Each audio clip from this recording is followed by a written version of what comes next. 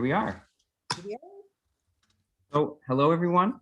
I'm really glad to have you here today with us. It's one of the most exciting days of the year for me, my team, and everyone in the office. And I'm really glad that you're here to celebrate our second ever virtual reaction, which I can say we've reached, again, a record-setting number of registrants. So I'm really excited about that. I am Mathews Gerabek. I'm the Associate Manager of Marketing and Communications for the office, and I help along with my wonderful team and all of the people here to help put on this event. I do want to acknowledge that we are, Algonquin College is located on the unceded and unsurrendered territory of the Algonquin people. And I have a few housekeeping items before we get into the real fun of it all. Number one, if you have any questions, there may be a moment to ask some of our individuals some questions, not of the student teams, but please use the Q&A button, not the chat for those questions, but please have fun in the chat otherwise. You will see also the chat in the bottom, and please share and celebrate and clap and do everything you can in there to really welcome these wonderful students who are presenting today and just really going to share their wonderful work. I'm so impressed by the work that they've done. Our agenda for the day, I think the slide is going to go up for that in a second, but we will have welcome and opening remarks from Christina, and we will have the finalists announced after from Chris Jansen, our Senior VP of Academic. Then we will have the judges panel and the Q&A with the presentations from the students as well, and that is the most exciting part, I might say, of this event. I'm a little bit biased. We also have Claude Haw with us as a keynote speaker, and we will be doing a fireside chat with him, which is excellent, and he has some really awesome things to say for those of you in the group. We have then the award ceremony, and we will be joined by our president, our lovely president of Algonquin College, Claude Brulé. And then we will have closing remarks, and last but not least, we will be launching the virtual reaction showcase, where you will be able to see all of the 75 projects that have been registered with us. And I can attest, as being one of the internal judges, that they are fantastic. So you should go check them out when they're available.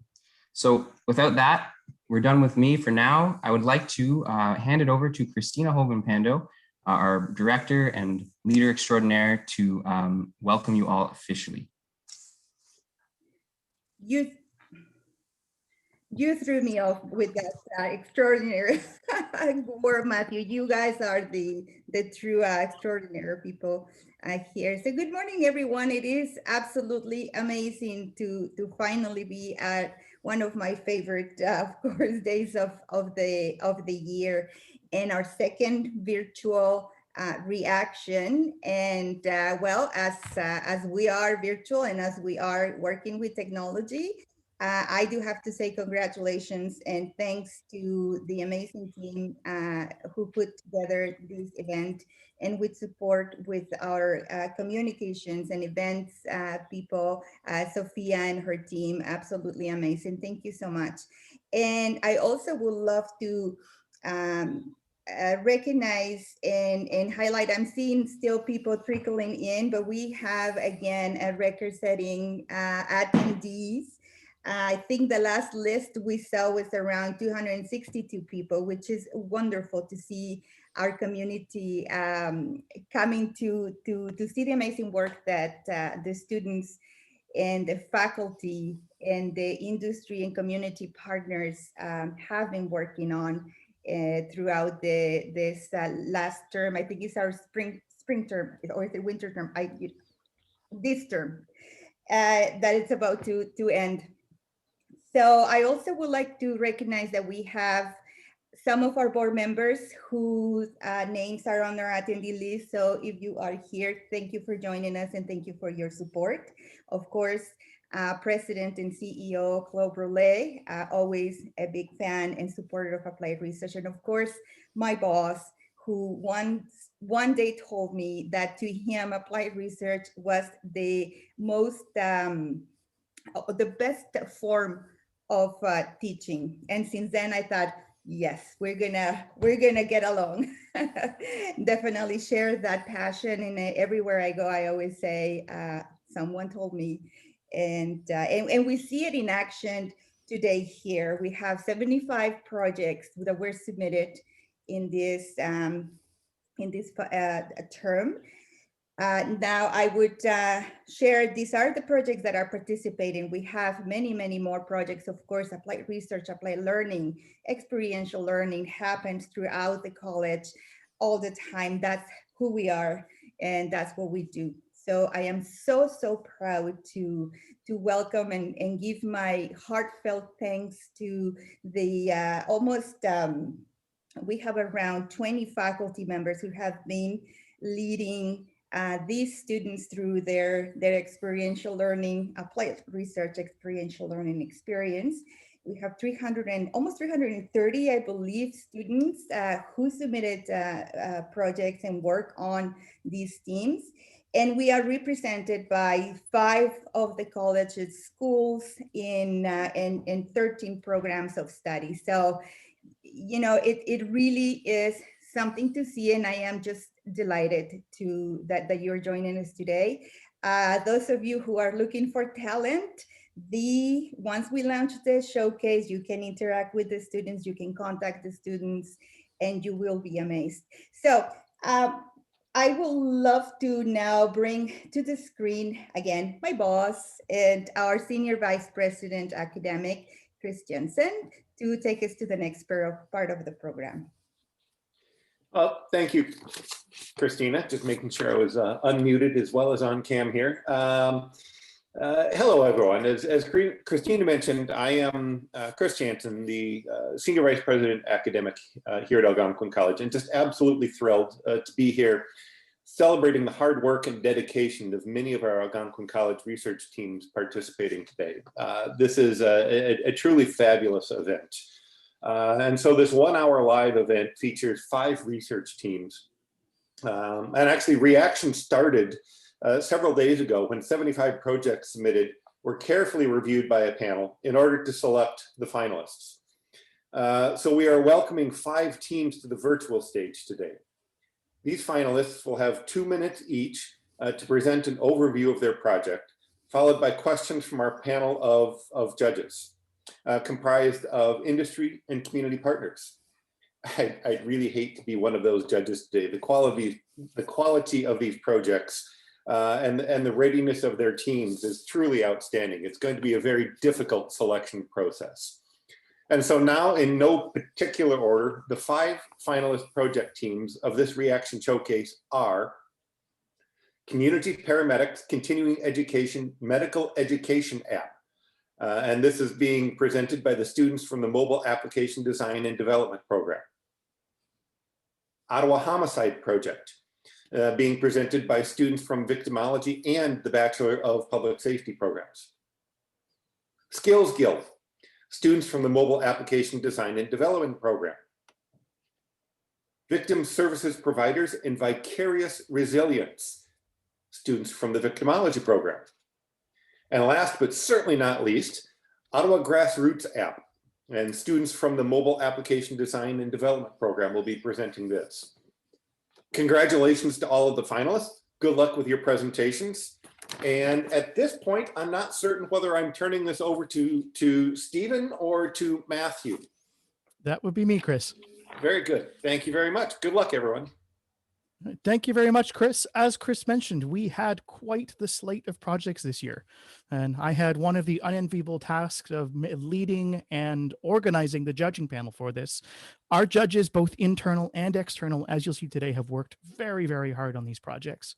But the whole point of today is to see and hear from those teams. So to kick things off, I would like to call up Joe Van Rompuy to present the work they did on the Community Paramedics Continuing Medical Application app.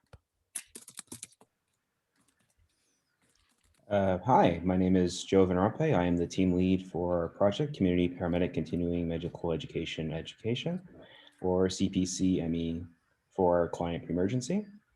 Our clients saw that community paramedics needed an app that could document patient health digitally during their non-emergency visits with patients, replacing the paper modules currently used. These modules contain the diagnostic questions community paramedics ask patients, covering things like cardiac or mental health.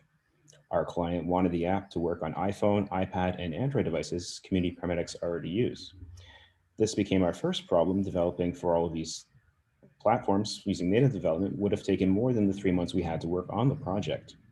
To solve this, we chose to use React Native, which allowed us to develop the project once in JavaScript and deploy it to all of these devices.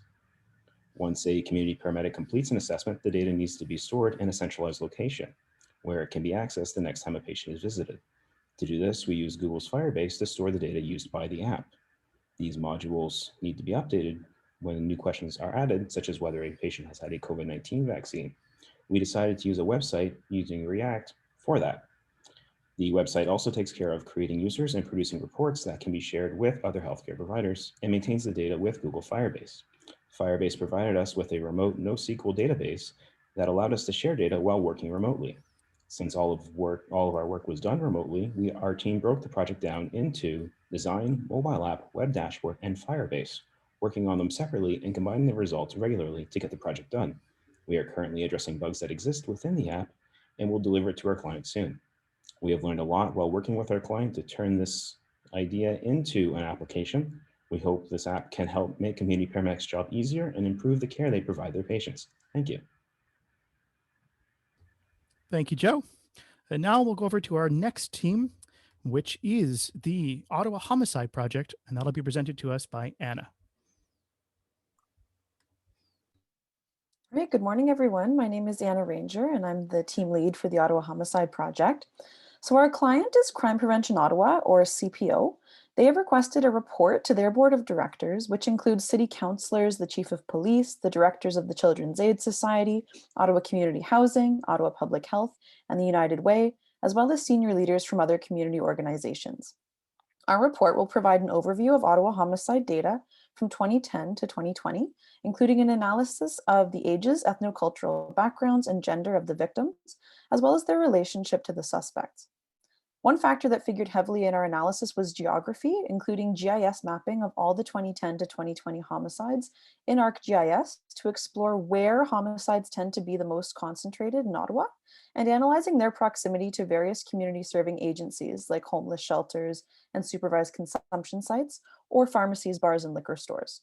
After presenting to the board, we will meet with the Byward Market BIA and Lower Town Community Association to discuss specific trends affecting their neighborhoods and collaborate on identifying effective prevention strategies. Working on this project virtually was difficult. Our team included myself as an RA from the victimology program, working extensively with 6 Bachelor of Public Safety students. As the team lead dedicated to the project, it was challenging to coordinate with the other students completing their co-op term at the Victimology Research Center, and I sometimes struggled to ask them for help for fear of taking time away from their other projects. We also found it difficult to transfer the ArcGIS files virtually between team members. We did find Google Sheets really effective for building our homicide data set, with each member able to add data in real time and work together on the analysis. For me, this work has been extremely rewarding. Although it was draining at times to read about these tragic deaths, doing this work has personalized each homicide victim for me. Every homicide affects a family and our broader community. Our project will provide Crime Prevention Ottawa with vital data to contribute to violence prevention in Ottawa and save lives. Thank you. Thank you, Anna. Now on to our third project, which is Victim Services Providers and Vicarious Resilience, and that will be presented by Connor. Hi, everyone. We're extremely proud of our team's hard work on our project, Victim Services and Vicarious Resilience, and we're so excited to share our progress with you. You might think that trauma work is nothing but distressing, and this perspective has influenced prior research to focus on negative aspects of trauma work, such as vicarious trauma and burnout. In our project, we want to counteract this narrative by studying the emerging concept of vicarious resilience, which focuses on the positive aspects of how those working with victims can learn and benefit from witnessing client growth and resilience. When the concept of vicarious resilience is brought to the attention of service workers and the organization they work within, their well-being can be improved. Although our clients are service providers, harnessing their potential for vicarious resilience allows them to be more effective in their interventions with victims and survivors. Currently, we're creating a comprehensive survey to measure topics such as job satisfaction, coping mechanisms, and turnover intention as they relate to service provider wellness. This will help us to achieve our project objectives of identifying systemic barriers, improving training, and creating a vicarious resilience toolkit. We've consulted with 25 leaders in the field on our survey and have implemented feedback from national and international experts such as Statistics Canada and the Department of Justice. We are preparing to host an online conference as well as in-depth interviews for service providers to offer their perspectives on fostering vicarious resilience in the workplace. Creating the survey has posed challenges to meeting our clients' needs. The main challenge that we've encountered is the length of our survey. Although we want to obtain as much data as possible, we must be cognizant that service providers have limited time. As a team, we have overcome this challenge by openly discussing the merits of the survey content and refining the length. We've learned to communicate effectively using online platforms and have made time to gather online for team building exercises. This has allowed us to embrace our individual strengths as well as incorporate our diverse educational backgrounds into this project, from forensic psychology to biology. Thank you so much for listening and for inviting us to present. Everyone's projects have been amazing and we're so excited to hear the others. Thank you very much, Connor. And now on to Ben to tell us about Skills Guild.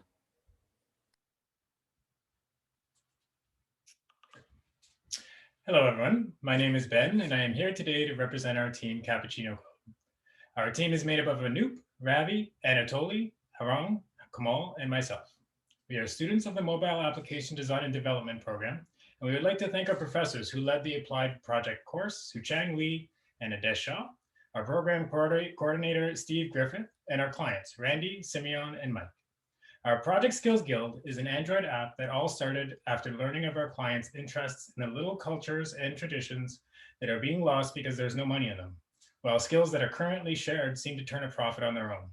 So the idea of Skills Guild came to life, and our team began the development process of building a home for not all non-commoditized skills to be shared and celebrated. We began the development process by conducting user research and shared the results with our clients. We had several meetings about what the solution would look like to meet the needs of our app's users. At that time, we struggled to align our own vision with that of the clients. However, with these struggles, we learned the importance of communication, and through constructive deliberation with the client, we had understood the client's vision. So as a team, we then came up to an agreed on solution that would meet the needs of the app users with class management tools for the providers of a class, a social platform for learners of a skill to find new areas of interest, and discussion boards for direct in-app communication. We would also provide our target market a tool to help keep the many cultural traditions and skills that are celebrated throughout our society alive and relevant, just as our client had envisioned. From that point forward, our team met several times a week to make sure we all remained aware of the status of the project. We wanted to maintain the smoothest possible development process, so by using agile methodology and a scrum board on monday.com to organize and manage the team through the different stages of development, we developed Skills Guild, and we are very excited to share with you the results of our project today. Thank you. Thank you, Ben. And now to round off our finalists, Alex will tell us about the Ottawa Grassroots app. Awesome. Thank you, Stephen. So to start off, let me introduce myself. I'm Alex Carmichael, the project lead for the Ottawa Grassroots project. To fully understand our project, we have to start from the beginning. So like most projects, we were introduced with a problem we were tasked to solve. So what was that problem? As we're all very aware, most social interactions nowadays are done digitally, especially in a pandemic context. With that said, the Ottawa Grassroots Festival, a community-based organization, contacted us to not only smoothen the transition to an online platform, but also try and maintain the overall engagement they once achieved with their community. So how do we fix that problem, you ask? Well, to be brief, we built a multi-platform mobile application that showcases all events, local artists, and workshops hosted by the OGF. Additionally, since the festival is mostly run by volunteers, we incorporated a volunteer portal where users can sign up, log in, view their daily tasks, and customize their volunteer profile. With the intuitive administrator dashboard, the festival organizers can easily control what to display on the app, no matter their level of tech savviness. I could go on about the features and technologies, but now let's talk about CAT development. I gotta hand it to my team. Everyone worked extremely hard throughout the semester to really deliver a solution that not only solved the problem faced by the OGF, but also tested our abilities and sharpened our knowledge. However, I can't say that this project didn't have its challenges. With everybody working remotely, let me tell you, if I had $1 every time somebody disconnected from Zoom, I'd be Jeff Bezos by now. But with all jokes aside, by implementing various project management tools, organizing mandatory Zoom meetings, me being very annoying in our team group chat, And with the guidance from our outstanding professors Susheng and Adesh, we were able to build a routine that really worked for us under the circumstances. Before ending, I just want to say thank you to everyone who took part in giving our team this amazing opportunity. Thank you for listening, and good luck to all the other projects. Thank you, Alex. I'm sure you'll agree, for those of you watching this, that we had 5 very strong presentations. And if I could, I would give them all first place, but that is not my job. That is the job of a panel of judges who I would like to introduce now to ask some questions of our students. We have quite the panel this time. From the Algonquin College Co-op office, we have Ashoka Patel, an IBM technology evangelist, Lee Bowie, a professor from the Algonquin College School of Business, Jess Wintercar, Gina Gianetto, consultant, professor, and all-around awesome person, Mark Marinaro, the account manager at UiPath, and, in my opinion, the highest ranking of all of them, my father, senior training engineer from Siena, Sylvain Gagné. Judges, we have some time to ask some questions of our students. We'll go team by team. Does anybody have any questions for the Community Paramedics Continuing Medical Application App team? Hey, Stephen, it's Mark Marinaro. Just wanted to ask, with regards to the mobile application, has there been any consideration about offline access and what the paramedics could do if they're in a zone without coverage and rely on that app? Yeah, that was one of our initial design goals. Unfortunately, just due to the time and the technology, we've had some trouble implementing that feature. We would hope that a second version would cover that. Thank you. Thank you very much. We also have another judge who I neglected, which is unfortunate because he's an amazing person. That is the coordinator of the Marketing Management Graduate Certificate Program and man who I owe a coffee to, Patrick Charlton. I have a question for paramedics as well on the access to the database. So paramedics have to update patients' records. And so it's obviously very vital that they would have access to the database very quickly and with a reliable outcome. How robust is the app at this point? Have you had metrics to test the robustness of this?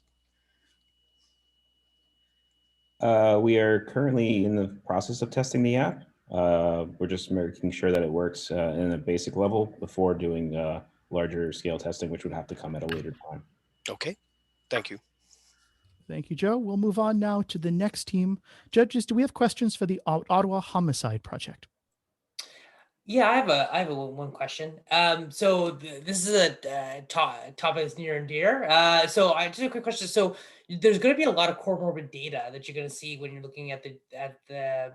So what kind of data analysis would you be using? Because it could be poverty level, that may have an impact as well and may inflate some of your metrics. So what kind of data analysis were you using?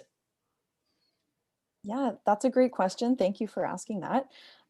So this is one part of a larger ongoing project. So I don't know that I would be able to answer that right now. But as the project continues moving forward, I think we would be able to develop a better answer for you there. So stay tuned. We can definitely look into that and get back to you. Great, thank you. I have a question. If I'm going to jump in. How will your clients be using the data that you are collecting, or can you share any insight into improvement areas that they may be looking at? Yeah, for sure. So we're going to be consulting with the Byward Market Business Improvement Area as well as the Lower Town Community Association to just work together to identify some trends that might be inflating rates of homicide in their neighborhoods. And we want to work together with them to inform prevention strategies moving forward. And in our final report for Crime Prevention Ottawa, they'll just be using that really focused and concise data paper we'll be providing them to work ahead from there on some crime prevention initiatives. I hope that answers your question. Thank you. We have time for one more question from this group. Jess Winder, did you have a question? Yes, hi, thank you. Yes, my question was actually to just add to Pat's comment in terms of how are you looking at the groups that you're engaged with? How are they going to use the outcome of this information? And are there other community groups that you're aligning with? As you say, you want to you want to have some information which you can demonstrate to shed light on this issue. What community groups are you engaging with?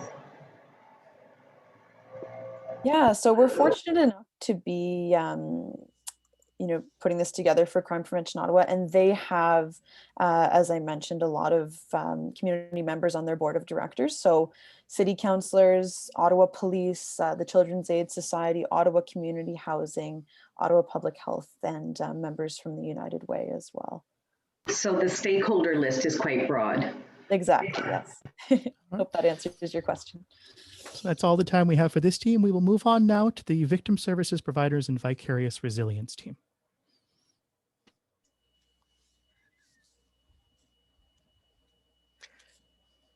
Well, I have a question if no one else has one for now. I saw from your webpage on this project that you're developing a toolkit as one of the I guess key outcomes of this project. What were the challenges, or what are the challenges in putting this toolkits? Can you elaborate a bit on that, please? Yeah, thank you very much for your question. I would say a challenge would be that we've had to integrate like a lot of different information in regards to like burnout, compassion fatigue, and trying to sort out like what elements that are already in it, like that exist out there in regards to those kinds of toolkits that address those needs, and trying to integrate what would be best that would harness vicarious resilience. And then also, we're going to have to integrate all of that into our own data analysis and the themes that come up, and what victim service providers, what they say is relevant for their well-being too. So there's going to be a lot of consideration. Does that answer your question? I'm not sure if my teammates have anything they want to add. No, that's very good. Thank you very much. You're welcome. Mark, I see you have your hand up. Did you want to jump in? Question? Yes, please. Yeah.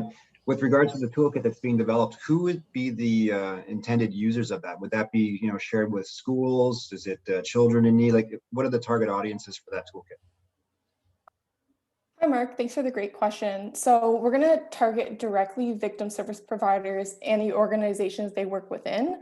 So we really want to make sure that it's encompassing for all different types of sectors in victim services. So that's why we've been consulting with many different organizations, such as, Impaired Driving with Mad Canada, or we're working with people who work with domestic violence victims. So we want to make sure that the toolkit is able to be implemented in all these different sectors.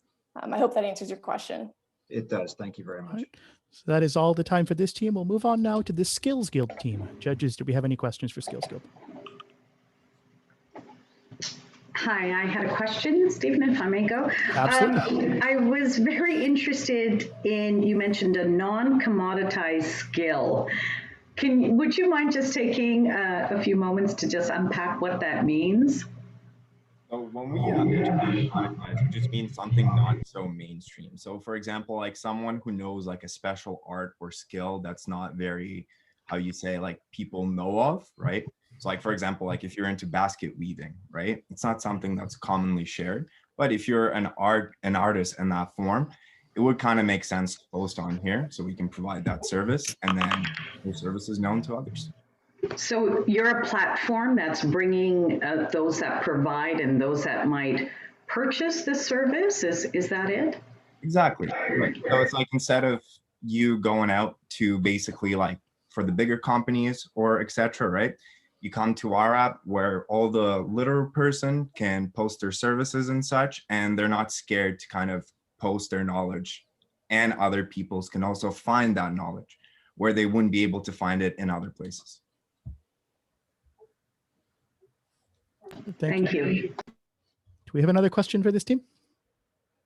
Yeah, so Anatoly, I have a great app, and I was just wondering, how would you, would anyone be able to participate in sharing their skills? Would there be any like assessment to say like, well, we got 12 basket weavings. We don't want a 13th. How would you manage that? Exactly. So basically, whoever posts to class also has control of who's accepted into the class, right? So like most of these classes will be conducted from kind of like their own house. So you wouldn't want some like stranger who you don't know or don't trust there, right? So there is kind of like an acceptance to the class, right? So you would apply to the class. The owner of the class would review your application and be like, hey, I would like to teach this talent onto this individual. You get accepted, and then you proceed on with the kind of registration. All right, thank you, Skills Guild team. And finally, do we have questions for the Grassroots team? I do. Lee, go ahead. Yeah, so thanks, Alex. Great presentation. So there's one part of, as you know, someone who's been an artist at a festival, you know, we show up and it's like, you probably have a lot of the same issues that the volunteers did. Is there any element for the artists in there? Yeah, actually, because a huge part of this app was also to promote local artists. So we made sure to incorporate an artist section where you can search through artists, find local artists, and in that way you can support local artists, and that sort of implies that community sort of aspect of our project, right? So, yeah. Okay, and just another quick follow-up. So have you made it in a more, is this specific to the Grassroots Festival, or could you like reapply your foundation to like other festivals? Well, that's a great question, actually. So essentially, now that we created this app, we now have a template that we could share with other festivals if we wanted to, right?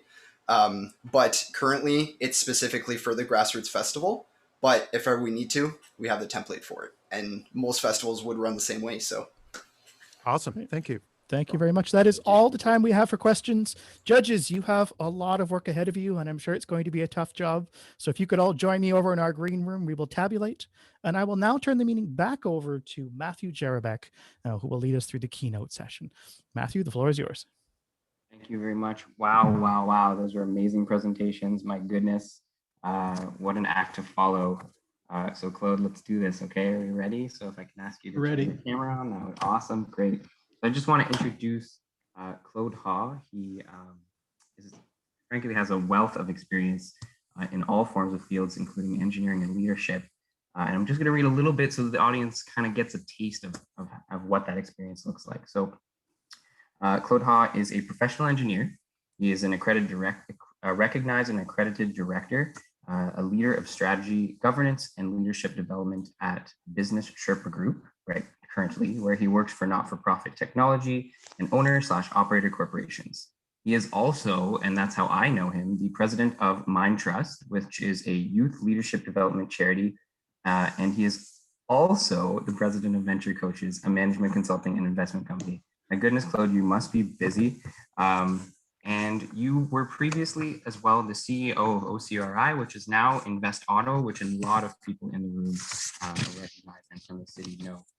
What a great legacy you have left there. So with more than 40 years of experience in technical, general management, advisory, and investment roles, there's a lot to learn from Claude, and I hope we can share just a little bit of some of your wisdom and some of your current experiences and what you're looking forward to in the future, Claude. So this is going to be a little bit of a Q&A, you know that. So I'm going to start with our first question. I'll get us raring to go. If you could just give us a little bit of that background from your own personal experience, and then tell us about your initial start as an engineer, maybe, and then go to what you currently do, and just give us a little bit of backstory on that, please.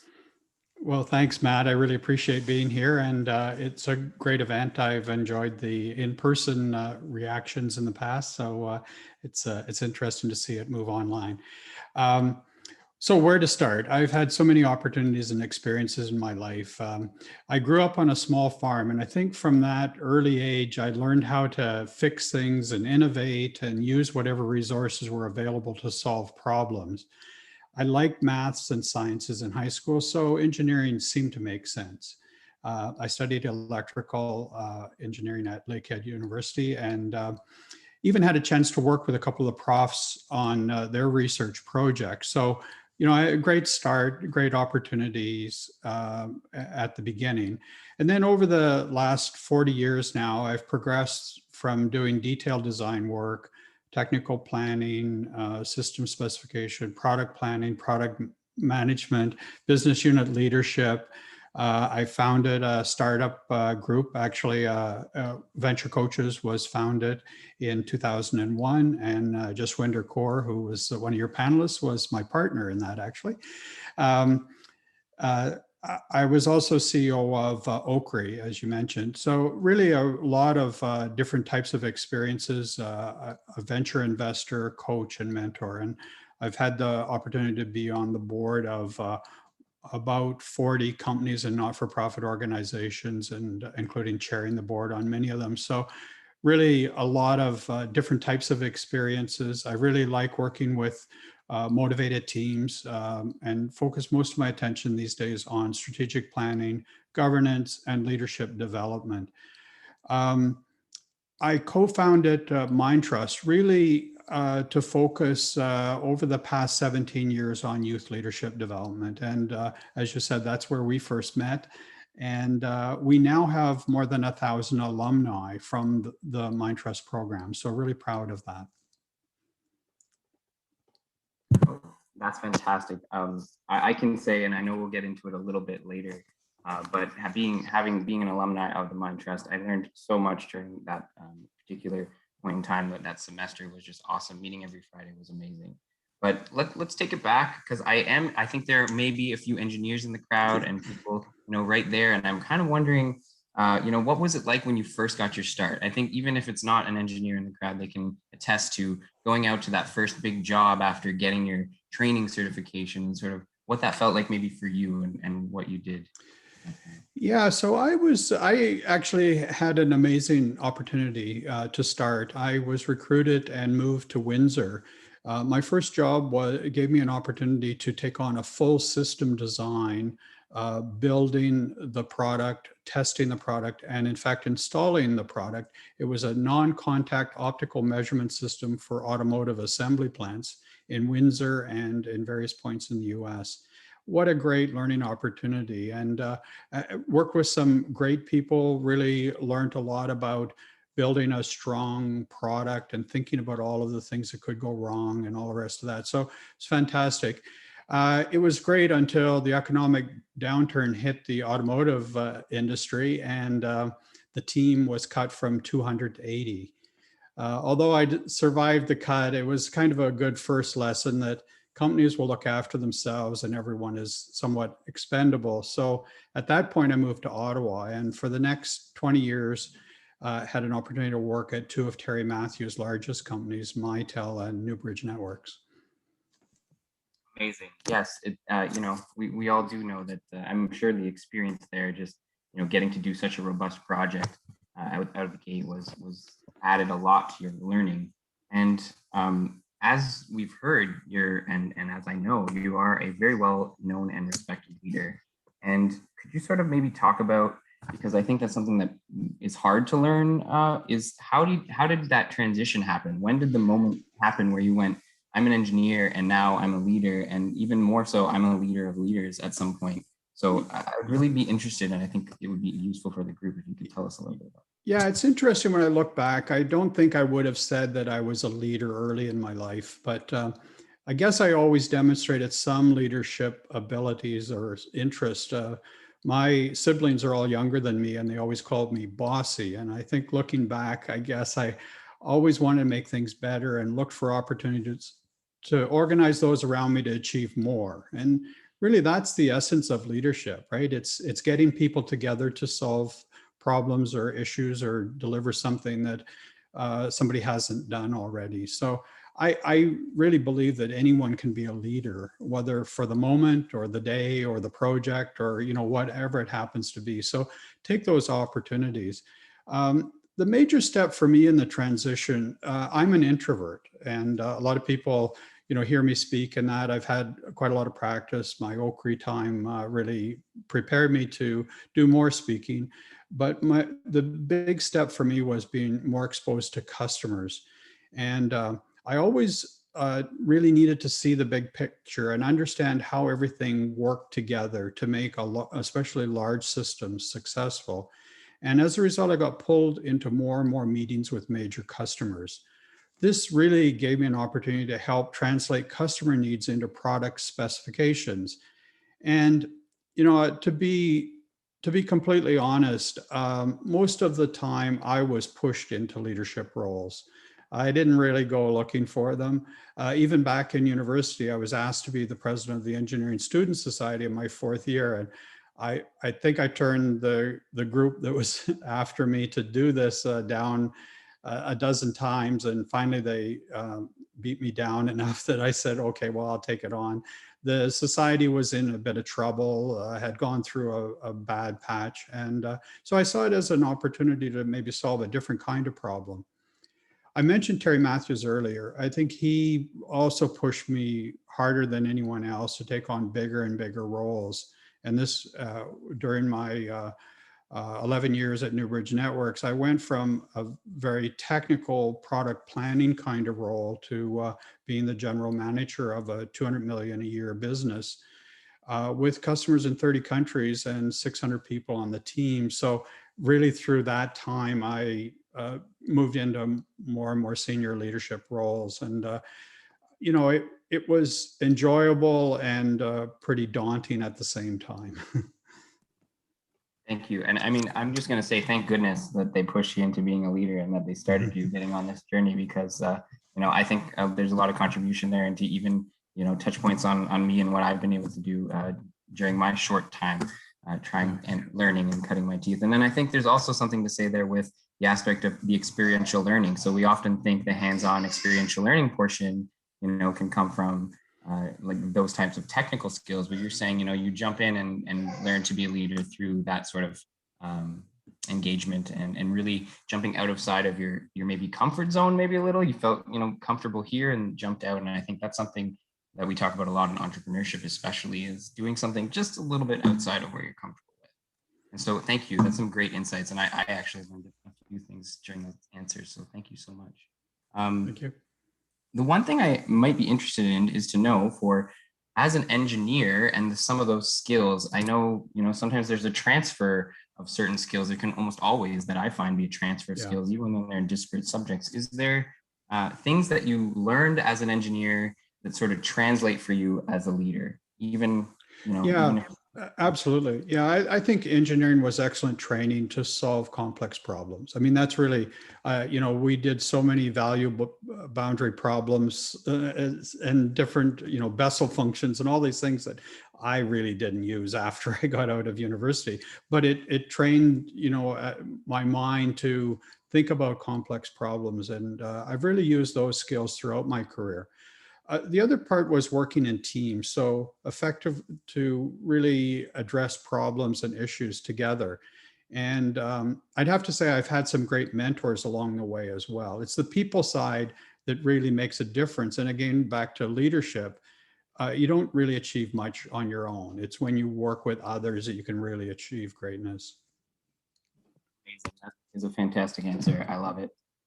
And so I'm going to combine our last two questions here, because I'm cognizant that we have about 2 minutes left before we get to hear from the finalists. So number one, I'm hoping you can give some advice to some of the students here today, because, you know, they're starting their journeys or learning to be leaders perhaps. And number two is, could you tell us a little bit about Mindtrust?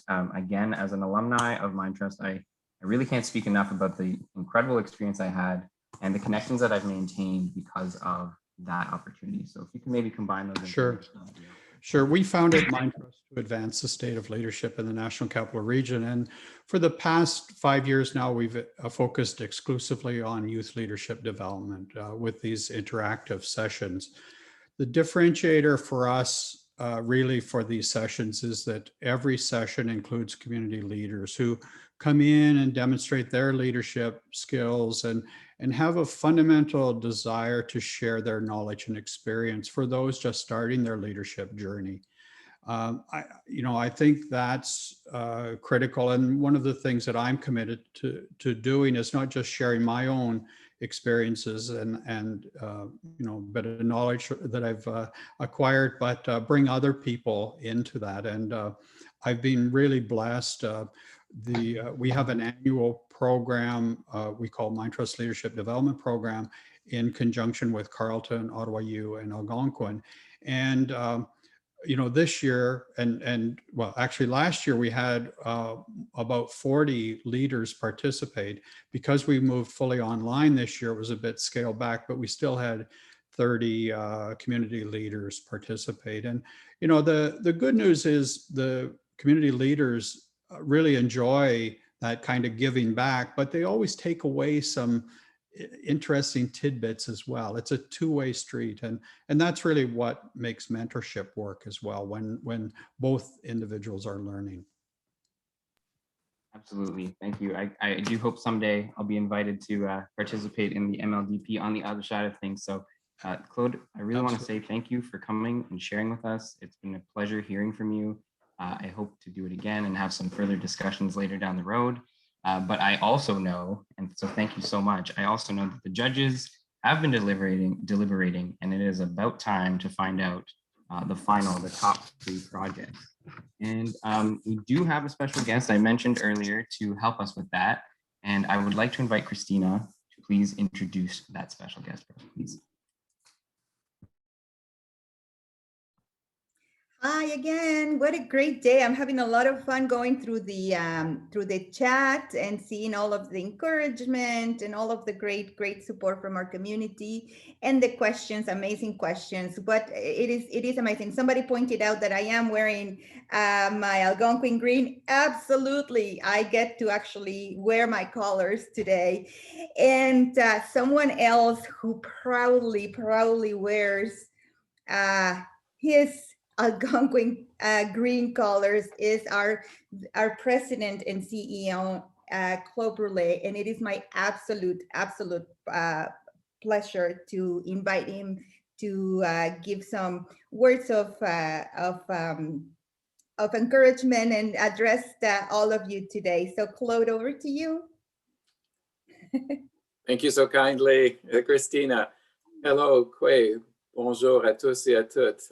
As Christina said, my name is Claude Brûlé. I'm the president and CEO of Algonquin College.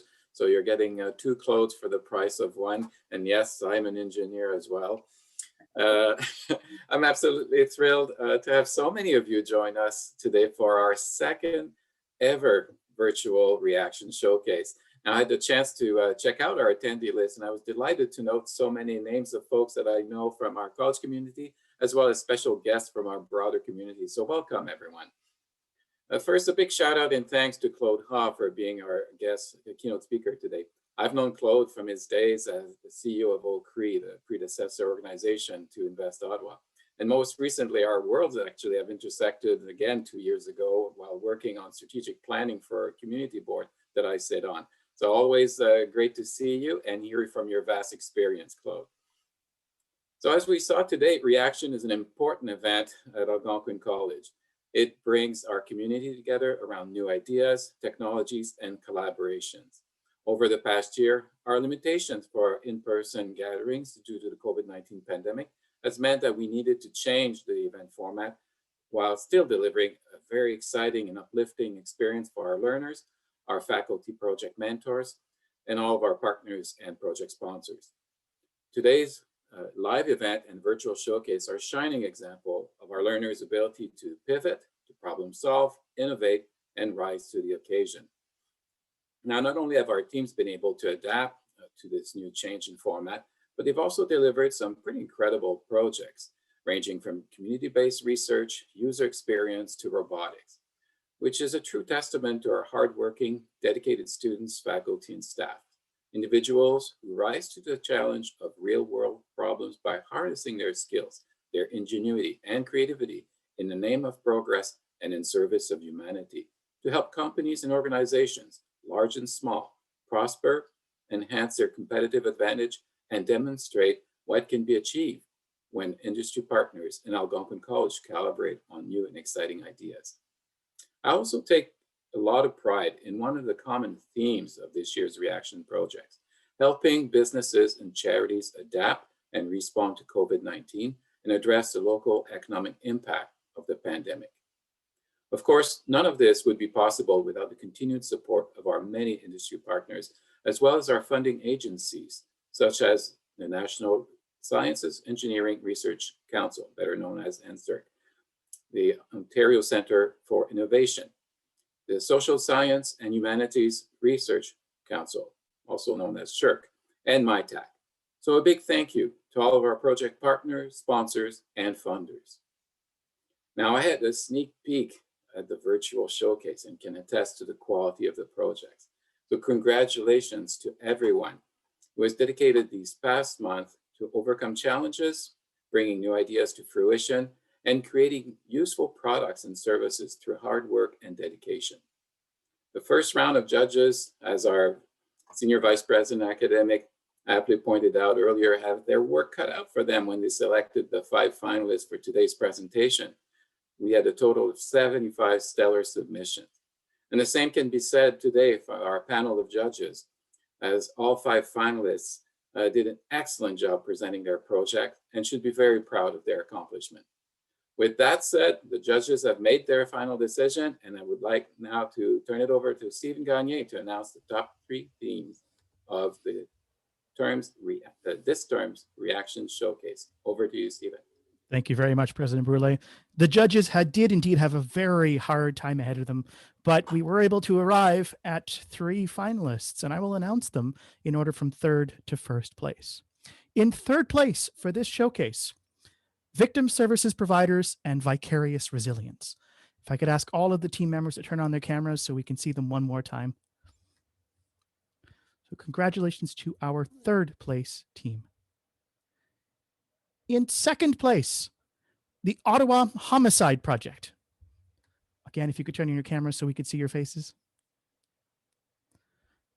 And finally, the winner of the April 2021 virtual reaction showcase is the Ottawa Grassroots app.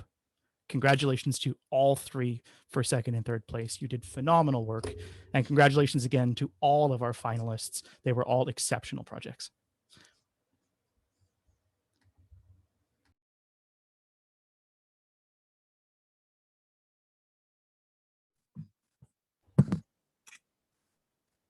Congratulations, everyone. Oh my goodness, this is amazing. We have our winners. We have heard some fantastic things today.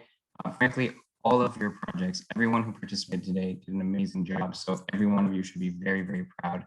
Very, very proud. I am proud of all of you on a personal note. Everyone. Yes, and so I do want to let you all know, and Christina will be, giving some closing remarks, but I do want to let you all know that the link has been dropped.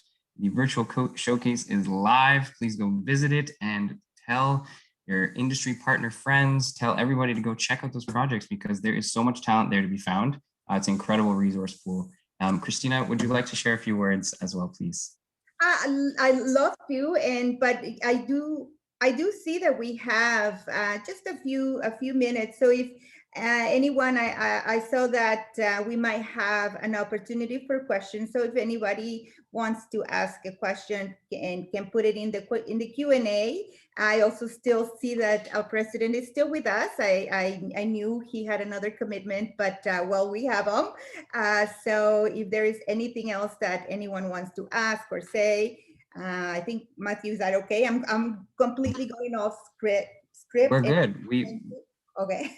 It's no problem. Yeah, I would welcome any questions, and I think there's a lot here to talk about. So I actually have one from one of our Ian. So good to read you. I can't see you, but you can see us. It's so lovely every time you join us for reaction. And Ian is asking to Claude Haw if he could speak to leadership out of non-traditional groups such as disadvantaged groups. So very quickly, Claude, if you could come back on the screen. Yeah, I'm here.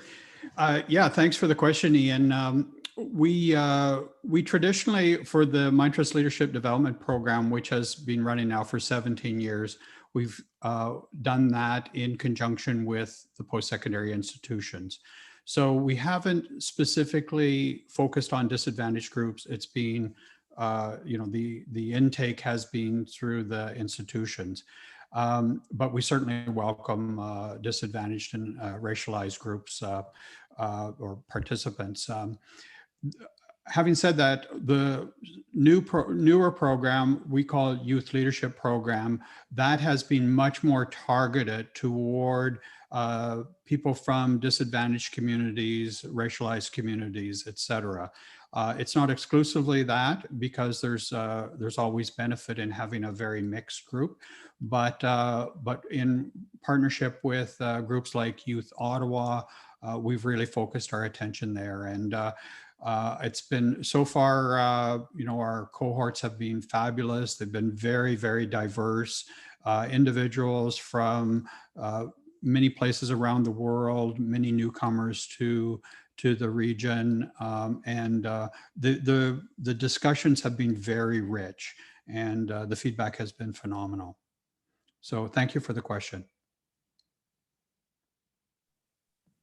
Thank you, Claude, for taking the time to answer that question. So if there is anything else, we are right on schedule, Matthew. You should be very, very proud of me. The minute, to the minute. By a minute, to the minute.